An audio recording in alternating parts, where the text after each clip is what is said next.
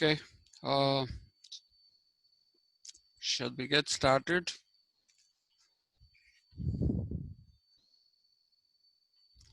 Right, I hope you can see me and I hope you can see the screen. Prashant, Yes, sir. shall we get started? Yes, sir. Okay, right off.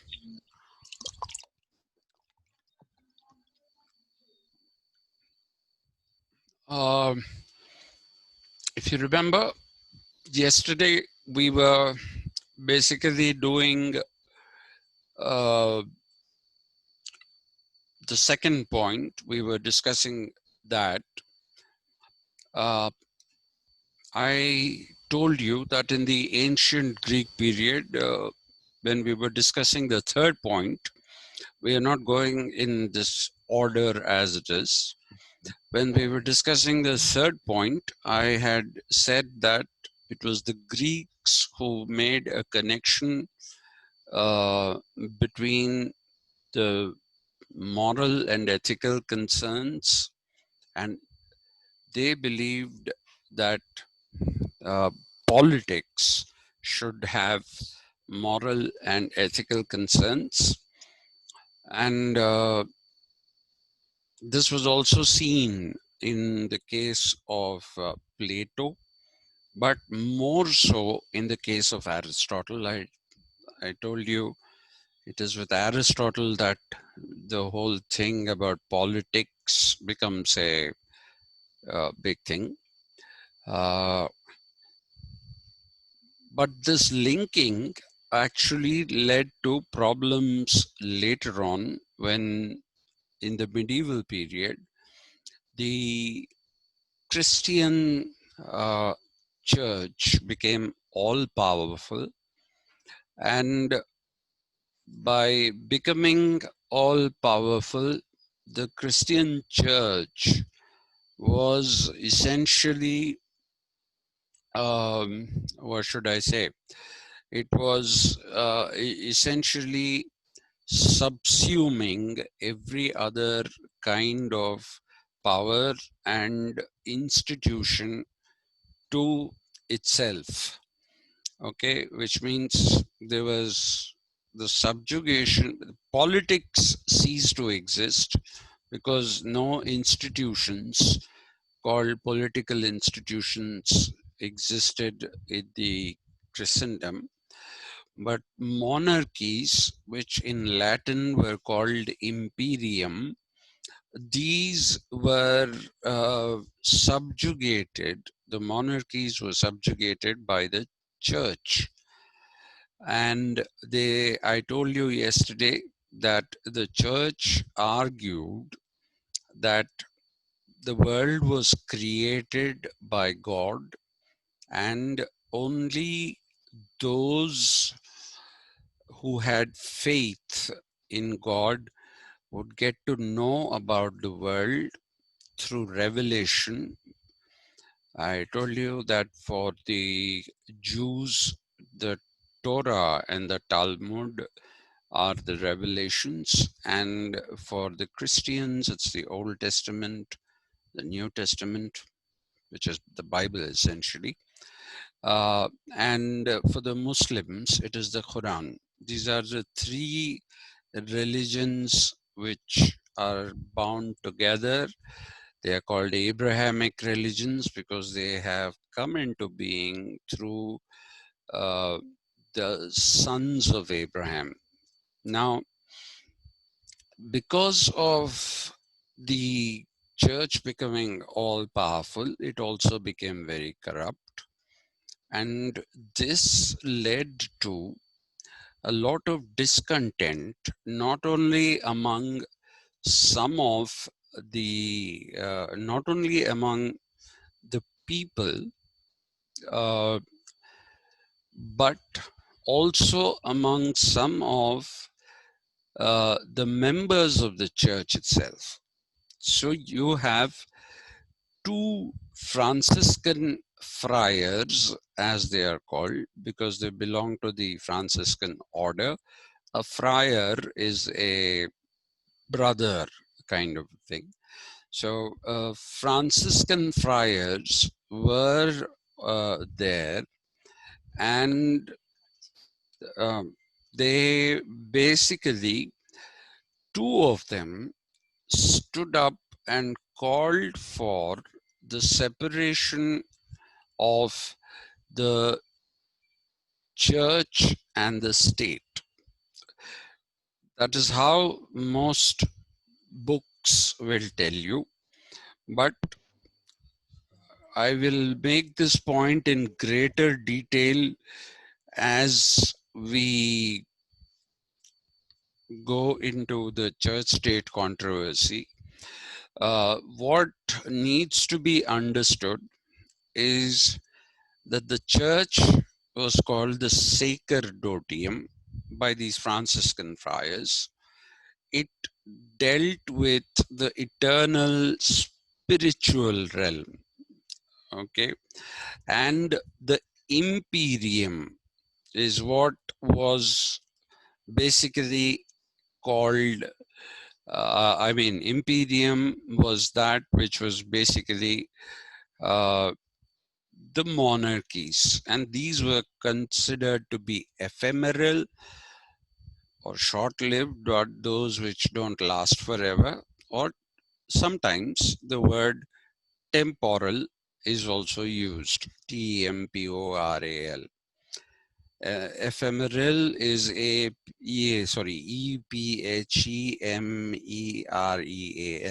ephemeral. Well, so if you're looking at this particular uh,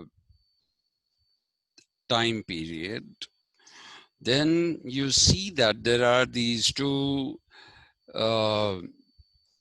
there are these two Franciscan friars, one who went by the name of Marsilius. Okay, that is the Latin pronunciation of the name, uh, which in Italian is Marsilio. Okay, Marsiglio. Though it is written Marsiglio, it is actually pronounced Marsilio, and the Latin spelling is Marsilius, Marsilius. Okay, he was from Padua, so he's called Marsilius of Padua. And the other Franciscan friar who basically uh, was a part of this movement for the separation of the sacerdotium from the imperium. This was basically uh, a person who went by the name of William of Ockham. Okay, uh, William of Ockham. Ockham has two spellings. One is OCCAM. This is apparently the more appropriate spelling. And the other one is OCKAM. Now, let me try to tell you why there are two spellings for the same name. Ockham is again a place. If you write CC in Italy, it becomes Cha. Okay, so if you write OCCAM, in Italian, people were pronouncing that as Ocham. Okay, and that is the reason why it's written OCKAM, so that people don't pronounce it as Ocham, but will pronounce it as Ocam. But either of the spelling is today acceptable. Now, what both Marsilius and William, who were, like I said, members of the church, Franciscan friars, which means they were clergymen, they put forward an argument saying that the sacerdotium and the imperium, which is the church and, if you like, the monarchy, they are two different things. Okay, they call them potestates distinctae. I'll explain that in detail when we come to the church state controversy. Potestates distinctae basically means two different swords. Talwar, SWORDS, swords, and they said you cannot put both of them in the same scabbard. A scabbard is what you put the sword in. So they said separate the two. Let the Pope be the head of the sacerdotium, and let the kings be in charge of the imperium. Let there be monarchies. This is what these Franciscan friars, who were a part of the church, advised. Now, it was fine. This advice is good. But the problem came up when somebody staked their themselves, offered themselves or staked a claim for kingship. Okay, if somebody said, I will become a king, or if somebody said, I am your king, what would the justification for that be? Okay, for example, if you take me, I am your teacher, you will accept me as your teacher, whether you like me or not. You will accept me as your teacher because I have legitimately been selected by the Usmania University 30 years ago in order to become a teacher. Okay, so it basically means that I have to have legitimacy on my side. The selection process is that which legitimizes my selection as a teacher and my appointment as a teacher, and that also is the reason why you have to accept me as your teacher even if you don't like me. But there was no selection process for the king. Okay, there was absolutely no selection process for the kings. So the kings also had to fall back on some kind of legitimation principle to back their claims that they were worthy of being called kings. And this legitimation principle came to be called the divine right. Okay, the divine right. The divine right theory is nothing but God ordained me to be king and therefore I am king. All right, that is the basic this thing about the claim that the kings were making, that God ordained me to be king and therefore I'm your king and you're my subjects. The problem, however, is that the church was saying already that it was the representation of God on earth, the Pope, Il Papa, the Father, was nothing but a human incarnate who had all the powers of God vested in him. So why do you need this king again? So despite there being support from within the ranks of the clergy to the idea of separating the sacerdotium from the imperium, what we actually find is that the church refused to basically accept this idea that divine right made kings and that they will have the status that would be the equivalent of a pope in the temporal realm. They said no. So for a very long time, this tussle was going on until such time that we have Niccolo Machiavelli appearing in Italy. Now, Niccolo Machiavelli was, I will again, he's a part of your curriculum. I'll discuss him in greater detail later.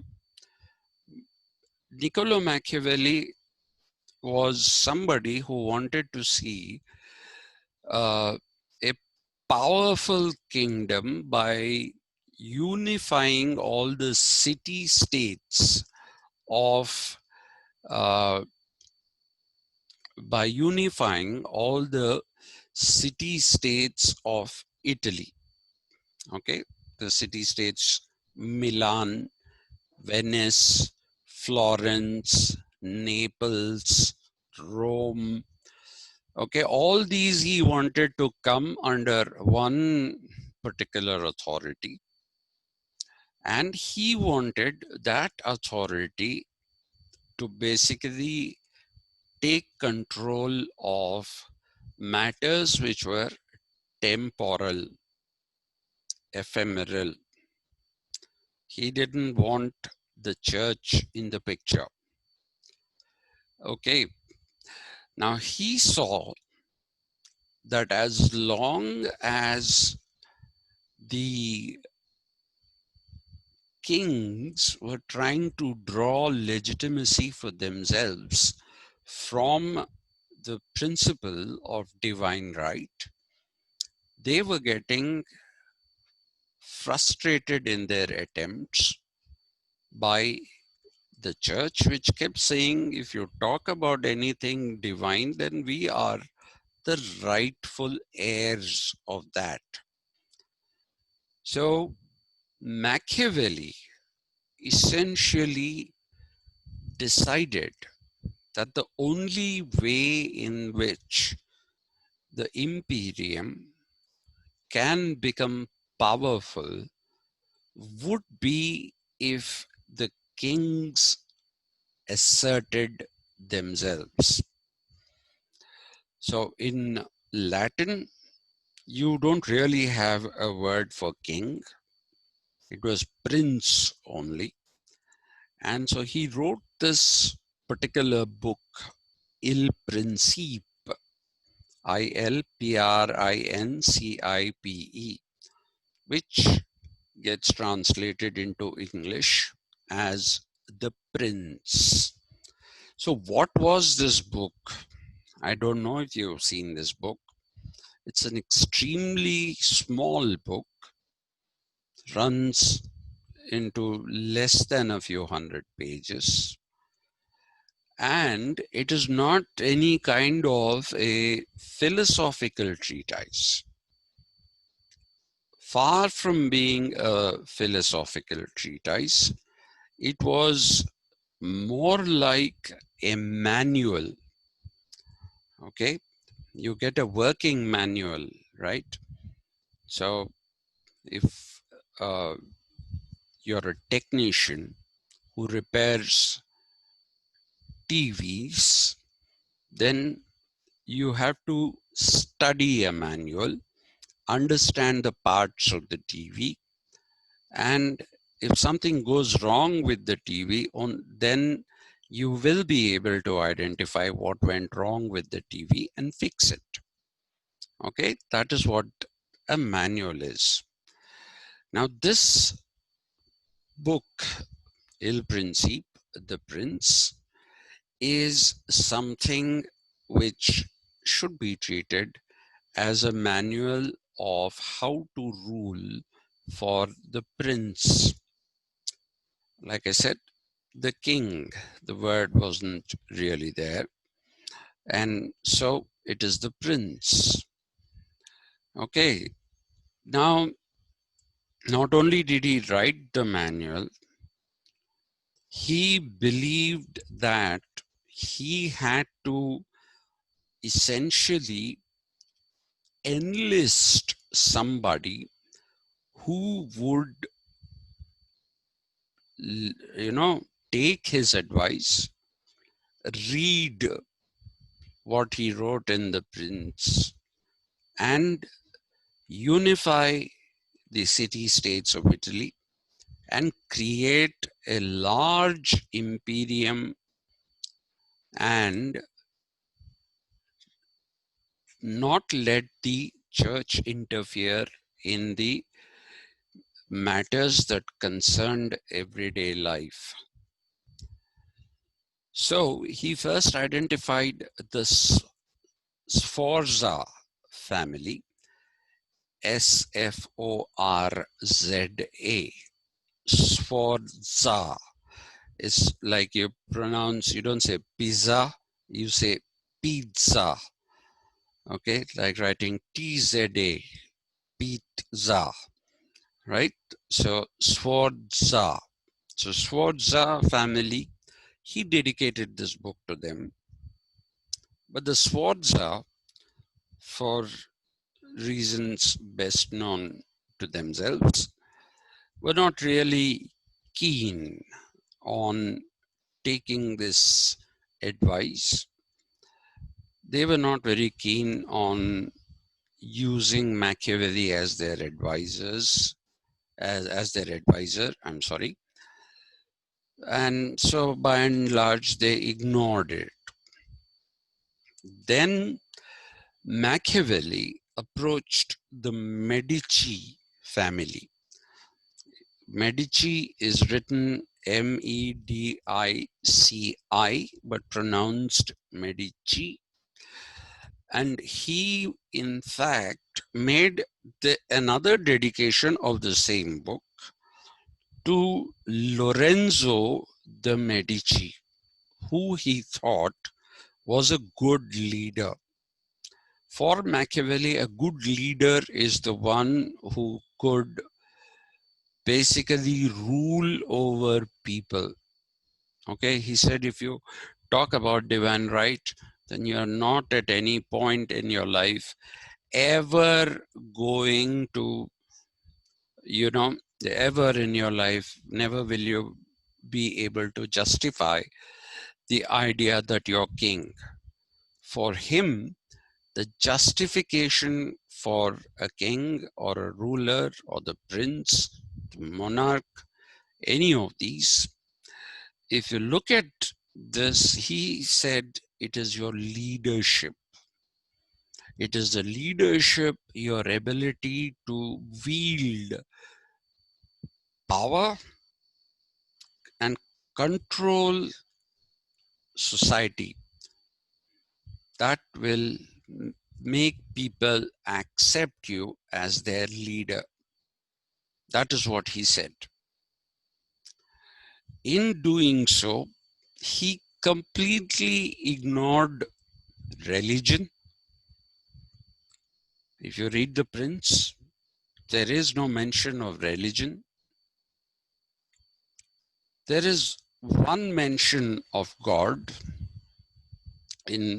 where in one passage he says, Italy beseeches some unknown God for a ruler who could unite it all. Okay, some unknown God, which means he was against the idea of the Christian God. He was totally against the idea of the Christian God. And that is why he said some unknown God, not this known God. And when we come to Machiavelli, I'll discuss in detail these things. Except for that one little reference to God, you will find that Machiavelli is not somebody who acknowledges the existence of religion at all. And this small little acknowledgement of not of the Christian God, but some unknown God. In fact, you can say that he was the first antichrist. Okay. He was the first antichrist because he was somebody who did not believe in Christianity. And it is for this reason that he simply ignored Christianity, ignored the ethics and virtues that it created, and went in for pragmatic ruling by princes or kings or monarchs. That's why he's the first antichrist. And Machiavelli also becomes the first humanist, serious humanist, who believed in the human potential to rule themselves. Okay, rule themselves doesn't mean everybody ruling everyone else. It is one person ruling, but you don't need a god, is basically what his message was. So why was he doing this? Because he understood that people like Marsilius and William, they failed in their mission to separate the sacerdotium or the sacred realm from the imperium, which is the imperial realm. They couldn't separate these two even though they wanted it, because they did not break the link between ethics and politics.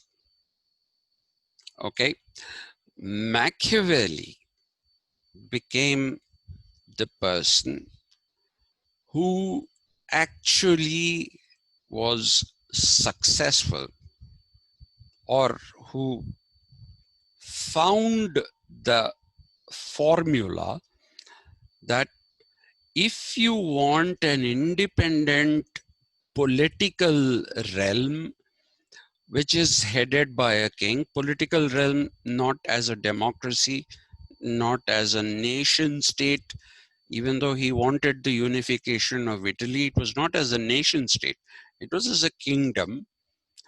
But even the Greek polis was not a democracy, except for Athens, which had some little bit of democracy in it. And otherwise, none of them were democracies. If you read Plato, Plato calls democracy mob rule, mobocracy. Anyway, so Machiavelli found the solution to the problem of separating the sacerdotium from the imperium. And this, he thought, can be done only if you ignore or remove ethics, morals, which are the basis for the so-called virtues of human life. He said all that is nonsense. We don't need this. The only thing that matters is leadership and the realization of the human potential to grow to higher levels as a species. So you will see that this is a running thread in the European history. In the 19th century, you will find a German thinker, Friedrich Nietzsche. Friedrich Nietzsche was somebody who believed that Christianity was total rubbish. His words, not mine. Okay. And he said the ethics that Christianity perpetuated and the qualities that it praised are all bunkum. He said, you know, cowards who cannot act are called virtuous people of great patience. He said, they are not patient because of any reason other than the fact that they are afraid to act. So he also wrote a book called The Antichrist. So there is this tradition of Antichrist and anti-Christendom that begins with Machiavelli perhaps and culminates in Nietzsche. After Nietzsche, you don't really find too many people going against this particular principle. I mean, it's not like people were supporting the church, it just became redundant. It went out of the vocabulary of politics. So you'll basically find that a lot of well-known philosophers and commentators, one striking example being Leo Strauss. Leo Strauss was somebody who was a philosopher in his own right, but he calls Machiavelli devious. He calls him a preacher of evil. Okay, he calls him a preacher of evil. And the name, Machiavelli became more or less associated with all things manipulative, with all things which were immoral. And so if you say somebody is Machiavellian, then you're talking about somebody who is a very bad person. Leo Strauss was the person who contributed the biggest to this image of Machiavelli. Later on, other thinkers like Quentin Skinner, they have seen Machiavelli in a different light. We'll do that when we go to Machiavelli. But for now, despite all this criticism, it was Machiavelli who ultimately succeeded in creating a political realm, because his agenda of the separation of ethics from politics that happened later on with the Reformation, that responsibility is his. And therefore, it is not for no reason that Machiavelli is called the founder of politics. Okay, you must remember that political commentators call Aristotle the father of politics. I usually don't like these terms, father, then who's the mother? I ask questions like that. But if you do look at Aristotle's works, yes, he created this whole idea of politics. And this idea disappeared completely in the medieval period. And it was renewed by Machiavelli. And he became the founder of politics as we know them today. Aristotle has very little to do with our present day politics, but Machiavelli has everything to do with present day politics. And it's not just Machiavelli, it is also certain historical developments like the medieval period in Europe coming to an end with the decline of the church and feudalism, all of which I shall talk to you about. And then we see the rise of capitalism. With the rise of capitalism, you see that ethics goes completely into the background.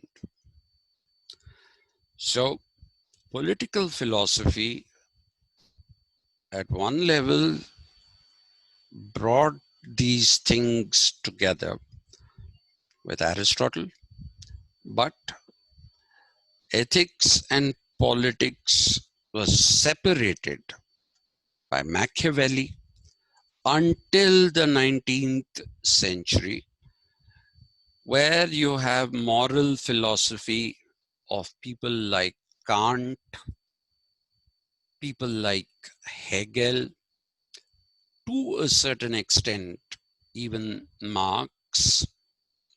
And in the 20th century,